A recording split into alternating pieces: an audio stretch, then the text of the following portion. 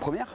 Donc l'intérêt pour un étudiant de faire ses études au sein de ce studio, c'est l'expérience à l'international, c'est le fait de s'immerger dans une culture différente. Ça lui donne la capacité d'être un designer tout-terrain, de s'adapter à plein de types de situations.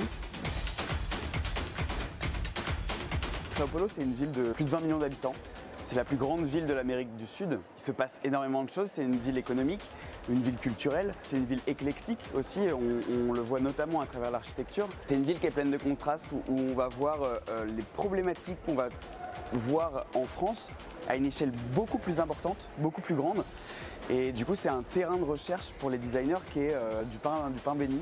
Le Brésil est un pays de 200 millions d'habitants. En fait, le pays est tellement grand qu'on va y retrouver un florilège de cultures, de paysages, de problématiques aussi, entre l'Amazonie, la déforestation en ce moment. Sao Paulo, par exemple, qui est une ville très avancée, mondialisée, où les problématiques ne sont pas du tout les mêmes. On se retrouve dans un fonctionnement de continent au sein de ce pays.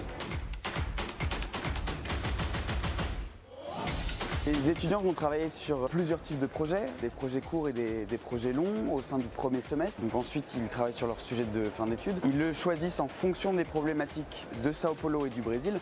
Le but est d'ancrer leur projet au sein du fonctionnement culturel brésilien. On est en partenariat avec des entreprises sur place, françaises ou brésiliennes, donc qui viennent nous voir avec leurs propres problématiques pour demander aux étudiants de travailler dessus. De la santé, de la culture sociale, économique, de la communication. Pour donner un exemple, on va avoir au sein du même semestre des projets avec Stellantis par exemple sur la mobilité au sein de la ville, des entreprises comme Clear Channel qui viennent nous voir pour la communication au sein de la ville, les affichages publicitaires. Dans les grandes thématiques qu'on va retrouver, on a la végétalisation au sein de la ville, problématiques de mobilité, gestion de déchets, urbanisation, habitat aussi, l'habitat de demain, problématique de l'accès à la santé aussi, puisque quand même une population vit pour une grande partie dans la précarité.